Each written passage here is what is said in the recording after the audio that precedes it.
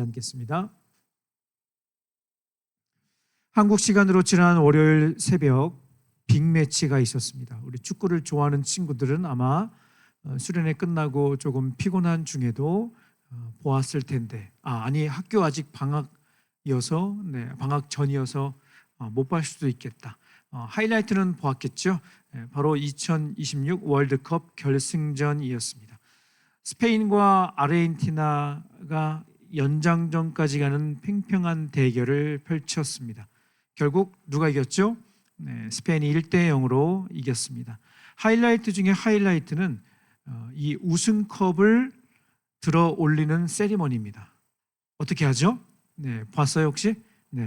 오, 와 이렇게 해요. 사진이어서 그냥 정지되는 화면인데 영상을 본 친구들은 알 거예요. 다 같이 막 발을 구르면서 오, 와 이렇게 하면서 트로피를 높이 탁 들어 올립니다. 전 세계가 기뻐하며 함성을 지르는 순간이었습니다. 저는 이 모습도 참 감명 깊었는데 이보다 더 감동적인 장면이 하나 있었습니다. 연장 후반전 종료 휘슬 소리가 들리고 그 자리에 풀썩 주저앉은 한 사람이 있었습니다. 누구였을까요? 맞습니다. 메시. 축구 영웅 메시. 바로 그 메시를 향해 뚜벅뚜벅 걸어가 그를 안아주는 바로 이 장면이었습니다. 상대팀 스트라이커 야말이었습니다. 야말이 메시를 안아주는 이 장면, 사진 오른쪽에도 나와 있는 것처럼 이 장면이 왜 감동적인가 하면 19년 전 바로 이 사진 때문이었습니다. 2007년 20살의 메시가 생후 6개월 된 아기와 자선 사진 촬영, 달력 사진 촬영을 했습니다. 유니세프가 진행한 지역 주민 추첨에서 야말의 가족이 당첨이 돼서 두 사람이 19년 전에 만났던 거예요. 작은 욕조 속에 야말을 어색하게 씻어주는 젊은 시절의 메시의 모습이 담겨 있습니다. 세월이 흘러 이 두 사람은 각자 아르헨티나와 스페인 국가대표가 되었고 2026년 월드컵 결승전에서 다시 마주한 것이죠. 한 사람은 현역으로서 마지막이 될지도 모르는 그 도전에, 또 다른 한 사람은 새로운 축구의 시대를 열기 위한 그 야망을 가지고 그 출발점에 서 있었습니다. 경기가 끝나고 이 사진이 SNS에 엄청나게 많은 사람들에게 회자가 되었습니다. 너무나 큰 감동과 울림을 주는 한 장의 사진이었습니다. 그런데 저는 이 모습보다 더 감동적인 스토리를 오늘 본문의 말씀에서 함께 찾았습니다. 오늘 함께 살펴볼 두 명의 제자 이야기가 바로 그 이야기인데요. 그 이름도 생소한, 너무나 낯선 다데오와 작은 야고보. 이 두 사람에 대해서 물어본다면 우리는 묵묵부답, 꿀먹은 버거리. 이건 여러분의 잘못이 아니라요, 절대 뭐라고 하는 것이 아니라 이럴 수밖에 없는 이유가 있는데, 실제로 다데오와 작은 야고보와 관련된 성경의 이야기가 거의 없기 때문에 그렇습니다. 이번에 마지막으로 살펴보는 제자들의 스토리가 비슷합니다. 성경에 많이 나오지는 않아요. 그러나 분명히 존재했던 예수님의 12 제자 중에 한 사람. 실제로 다데오와 작은 야고보의 이야기가 많지 않기 때문에 스토리를 찾아서 더 깊이 연구를 할 수밖에 없었습니다. 그런데 이 두 사람의 기가 막힌 공통점이 있는데요. 그것은 바로 무명의 제자들이었다는 거예요. 자신의 이름을 세상에 드러내지 않았어요. 어쩌면 성경의 저자들은 일부러 이들의 존재를 숨기려 했던 것 같기도 하다는 생각을 하게 되었습니다. 여러분 혹시 마포구 합정동에 위치하고 있는 양화진 외국인 선교사 묘원을 혹시 가본 적 있나요? 아마 중등부, 고등부 때 제자훈련 받으면서 한 번씩 가는 곳이기도 한데, 이곳에는 한국에서 자신의 생명을 드린 우리 외국인 선교사님들과 그분들의 가족분들의 묘소가 있는 곳입니다. 그런데 여기에는요, 어른들의 일반 묘원뿐만 아니라 한쪽 구역에 특별한 묘소가 따로 있습니다. 바로 여기인데요. 65명이 안장되어 있습니다. 바로 태어난 지 1년 이내에 주님의 부름을 받은 유아들의 무덤입니다. 무릎 높이의 자그마한 비석에는 인펜트라고 써 있습니다. 정식으로 이들의 이름이 불려지기 전에 목숨을 잃은 경우가 많았습니다. 한 예로 레드너라고 하는 한 아이인 것 같습니다. 태어난 날과 사망한 날이 같습니다. 이 작은 묘비들은 이름 없이 오직 하나님께만 알려진 채 이 땅에 남아 있습니다. 이 아이들은 무엇 때문에 이 머나먼 땅에 와서 숨을 거두었을까요? 바로 선교사인 부모님의 순종 때문이었습니다.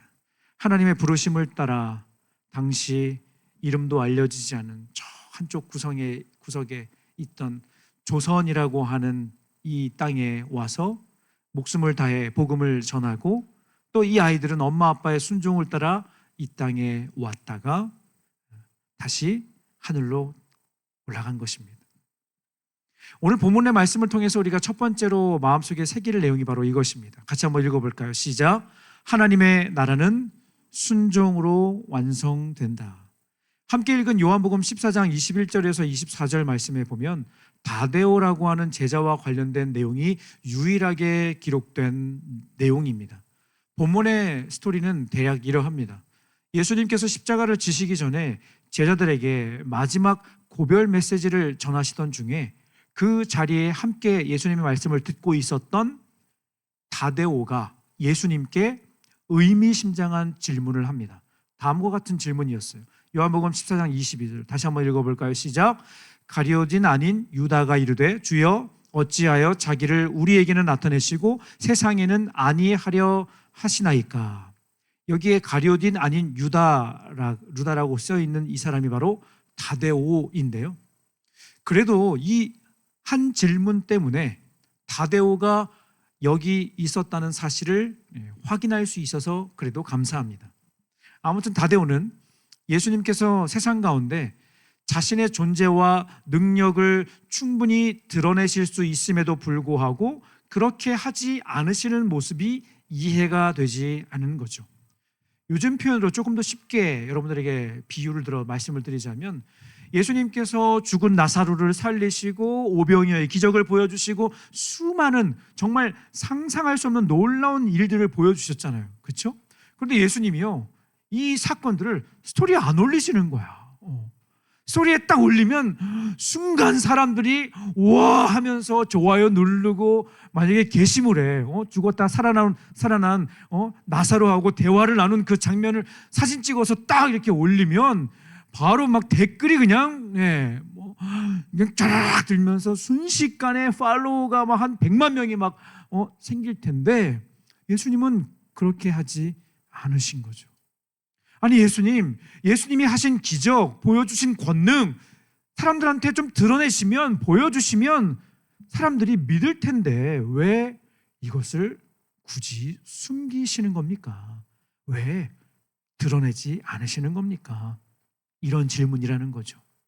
이에 대해서 예수님께서는 제자의 사명, 즉 사랑과 순종의 삶에 대해서 이렇게 말씀을 하십니다. 요한복음 14장 23절 상반절 말씀 함께 읽습니다.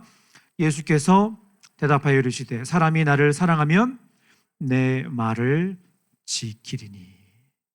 어찌 보면 다데오의 가벼운 질문에 비해서 참 묵직한 대답을 해주시는 걸 우리가 확인할 수 있습니다. 그렇습니다.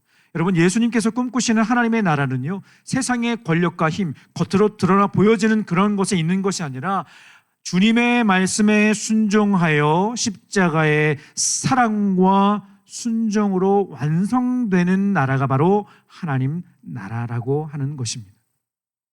믿음의 조상 아브라함의 이야기를 여러분은 잘 알고 있을 거예요. 하나님께서는 그를 고향과 친척, 아버지의 집을 떠나라고 말씀하시죠.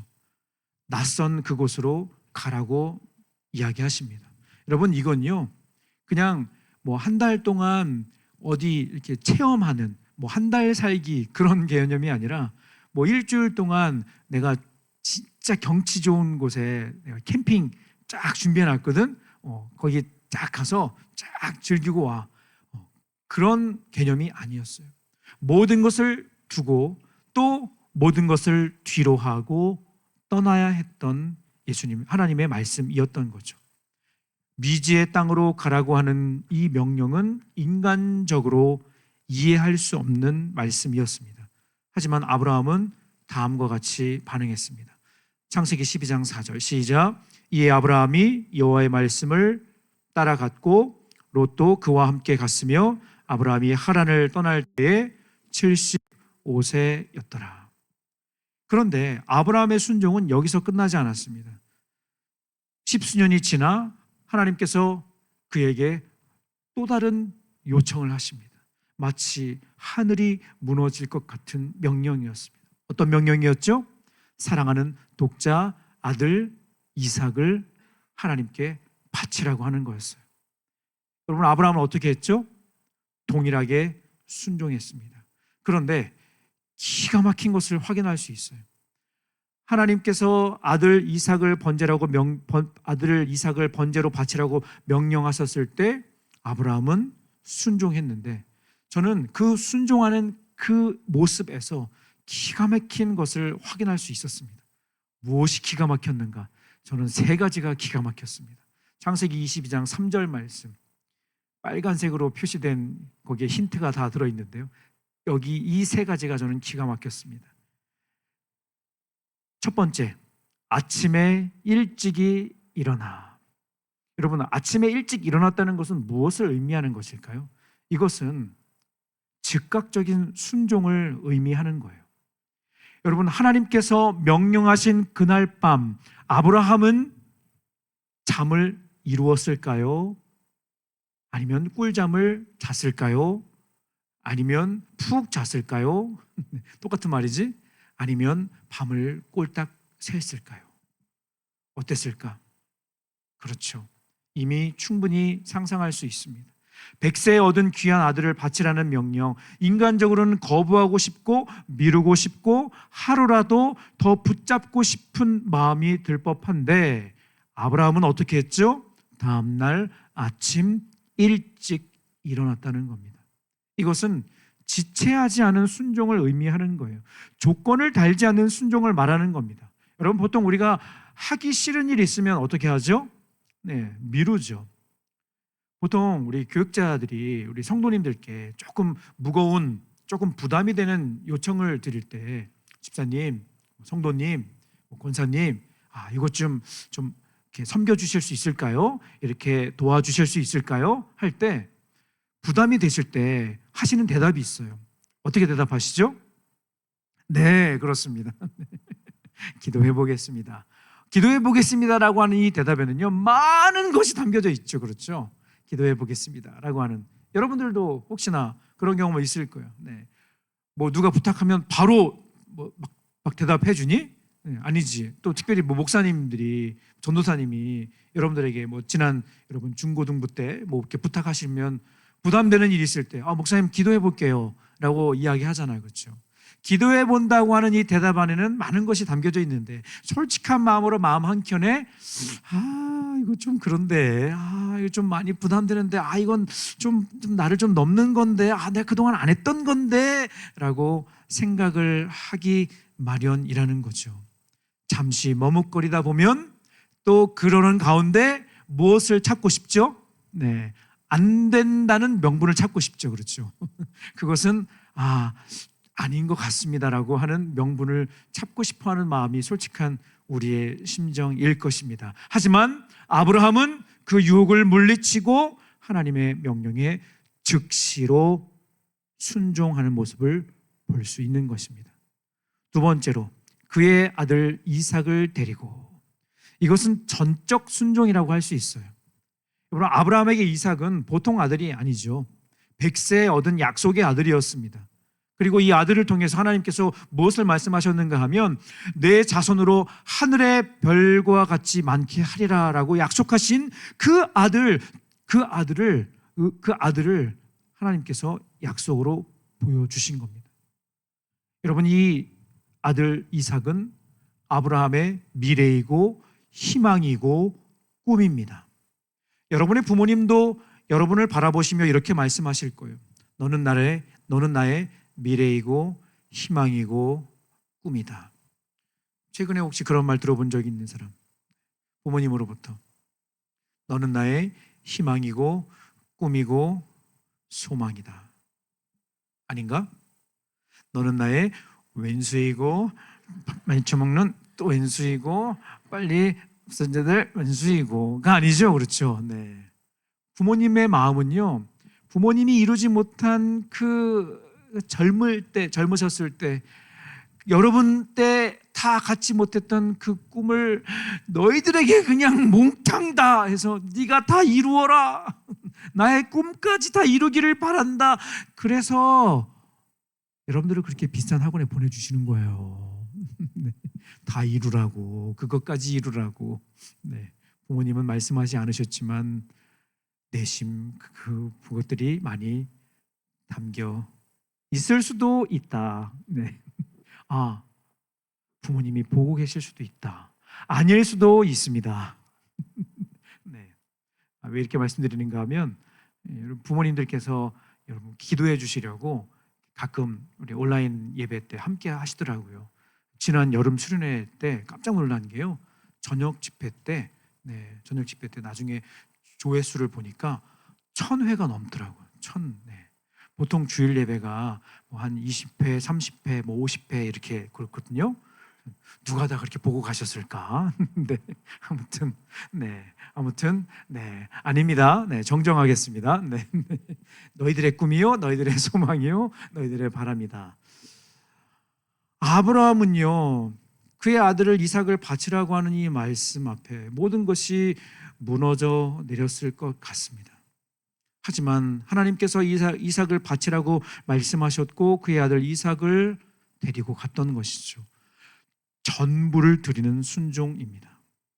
마지막으로 번제에 쓸 나무를 쪼개어 가지고, 이것은 자발적 순종이라고 할 수 있을 것 같아요.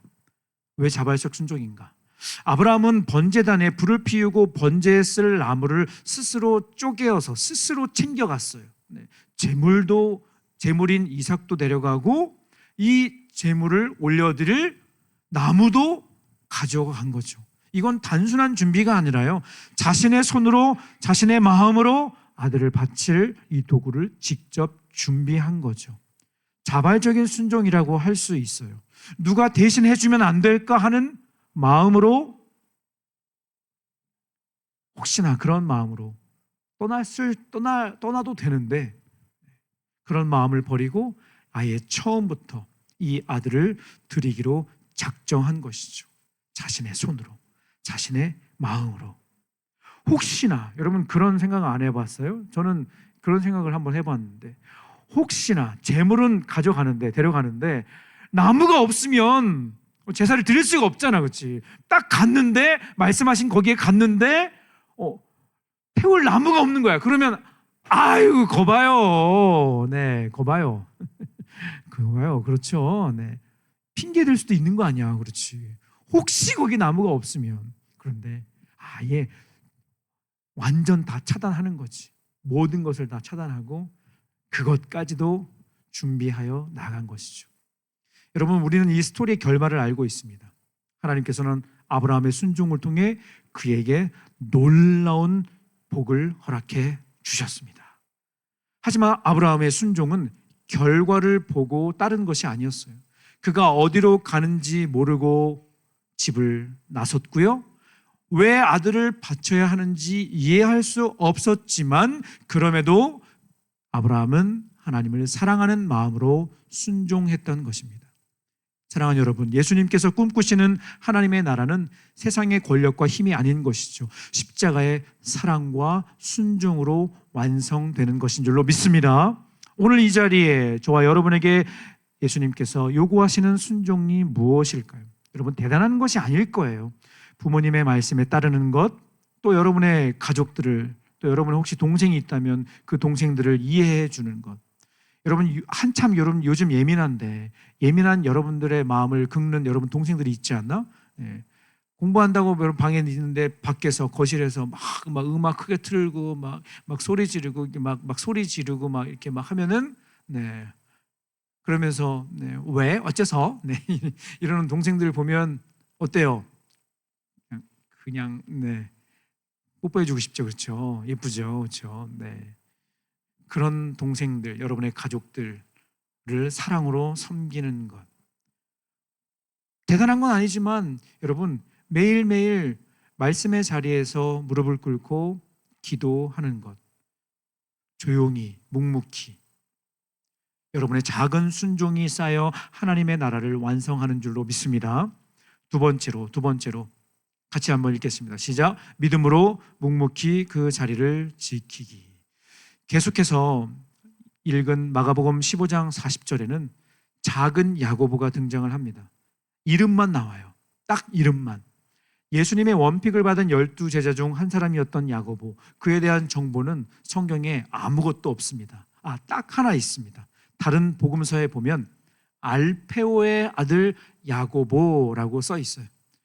세베대의 아들 야고보와 구분하기 위해서 그렇게 기록하고 있습니다. 오늘 본문 마가복음의 마가는 그에게 작은이라는 별명을 붙여주었습니다. 왜 그랬을까요? 방금 말씀드린 것처럼 구분하기 위해서 아니면 나이가 어리거나 이건 좀 마음에 안 드는데 키가 좀 작았거나 겉으로 좀 별 볼 일 없어 보였기 때문이었을 것 같아요. 그래서 굳이 큰 야고보와 작은 야고보로 구분을 했던 것이죠. 그런데 이 작은 야고보는 어떤 사람이었는가? 그는 예수님의 제자로서 묵묵히 끝까지 사명을 지킨 사람이었습니다. 눈에 띄지 않는 곳에서 이름 없이 조용히 자기의 자리를 지킨 것이죠. 여러분 빙산의 일각이라는 표현 들어본 적 있을 거예요. 대부분 숨겨져 있지요. 외부로 나타나 있는 것은 극히 일부분에 지나지 아니함을 비유적으로 이루는 말, 빙산의 일각. 바다 위로 보이는 빙산은 정말 작은 일부분입니다. 진짜 거대한 덩어리는 바다 아래 아무도 보지 않은 곳에 숨어져 있는 것이죠. 여러분 사람들은 겉으로 드러나는 결과, 또 SNS 좋아요 개수, 또 남들에게 인정받는 모습만을 진짜 나라고 생각을 합니다. 하지만 실제로 우리를 만드는 것은 아무도 보지 않는 그 순간의 선택인 것입니다. 여러분 아무도 보지 않는데 힘든 친구에게 다가가 먼저 위로의 손을 내민 적이 있나요? 여러분 누가 체크하지 않아도 매일 아침 혼자 말씀 묵상하고 큐티 시간을 잘 지키고 있나요? 여러분 학교에 가서 가장 먼저 하는 일이 뭔가요? 교실에 먼저 여러분 들어가면 가장 먼저 무엇을 하나요? 대부분은 뭐 책 정리하고 이런 데 바쁘죠. 그렇죠? 또 하루 만에 만난 친구랑 뭘 그렇게 할 얘기가 많은지 또 막 이야기를 하기도 하고. 그런데 교실 문을 열고 자리에 앉아 가장 먼저 기도에 두 손을 모으는 것. 누가 알아주지 않아도 누가 보지 않아도 묵묵히 그 자리를 지키는 것. 그것이 우리에게 필요한 믿음의 태도인 줄로 믿습니다. 그 순간이 진짜 저와 여러분을 만드는 것이죠. 사람들이 다 보고 있을 때 착한 일 하는 건 아무나 다 할 수 있는 거예요. 하지만 아무도 보지 않는 그 순간 그 자리를 지키는 것, 그것이 예수님의 제자인 우리가 살아가야 할 모습인 줄로 믿습니다. 혹시나 여러분 나는 특별하지 않아서 하나님께 쓰임받을 수 없을 거라는 그런 잘못된 생각, 내가 꿈꾸고 있는 것이 너무나 평범하기 때문에, 너무나 대단해 보이지 않기 때문에 하나님은 나에게 별로 관심이 없을 거야 라고 생각하지는 않은지 모르겠습니다. 작은 야고보는 달랐습니다. 그는 보이지 않는 곳에서 은밀하게 자기의 자리를 지켰고 묵묵하게 예수님의 제자로서의 사명을 감당했습니다. 말씀을 정리하겠습니다.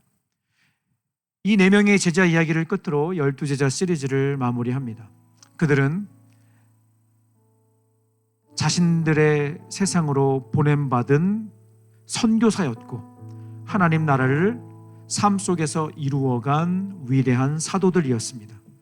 바닷가의 어부, 또 세리, 평범한 사람들이었던 그들이 어떻게 열방을 복음으로 변화시킨 주역이 되었는가? 그것은 바로 주님을 향한 열정, 그 말씀에 대한 순종이었던 것입니다. 이 모습을 생각할 때 우리는 가슴 벅차오르는 것입니다. 그들을 부르시고 변화시키시고 사용하신 그 예수님이 지금도 여러분과 함께 하고 계시기 때문인 줄로 믿습니다. 여러분, 지난 여름 수련회 큰 은혜를 받았습니다. 하나님의 사랑을 다시 깨달았고, 또 여러분 가운데 다시 한번 사명과 여러분 주신 꿈과 비전을 다시 한번 마음속에 새기는 시간, 또 성령님의 임재하심, 여러분 마음 가운데 있는 상처를 어루만지시는 그 손길을 여러분이 경험했습니다. 여러분, 그 은혜를 받았다면 이제는 그 은혜를 흘려보내야 되는 줄로 믿습니다. 여러분에게 특별한 프로젝트를 다시 한번 선포합니다. 오늘 설교 제목이 참 거창해 보이는데요. 코드네임 원픽 프로젝트. 네, 어디서 뭐 들어본 것 같기도 하고. 네, 원픽 프로젝트. 예수님이 찾으시는 그 한 사람, 예배 자리를 회복해야 할 그 친구, 언젠가 어느 순간인가 늘 내 옆에 앉아 있었는데 보이지 않는 그 친구들이 있잖아요. 그렇죠? 여러분, 다시 찾았으면 좋겠어요. 교회를 떠난 그 친구, 세상 속에서 방황하며 힘들어하는 그 친구, 아직 예수님을 아직 만나지 못해 방황하는, 힘들어하는 여러분의 그 친구들 다시 찾기를 바랍니다. 아멘. 예수님의 12 제자들은 평범한 사람들이었습니다. 하지만 그들은 한 사람을 향해 걸어갔고, 그 한 사람이 또 한 사람을 만났고, 그래서 세상이 변화된 것입니다. 여러분, 가만히 생각해 보세요. 거슬러 올라가면 우리가 예수님을 만나 이렇게 예배드리고 마음껏 신앙생활을 할 수 있게 된 그 이유가 무엇인가 하면 바로 그 한 사람의 기도와 헌신 때문이라는 것을 여러분이 꼭 기억할 수 있기를 소망합니다. 아멘. 아멘. 자리에서 우리 다 같이 일어나 우리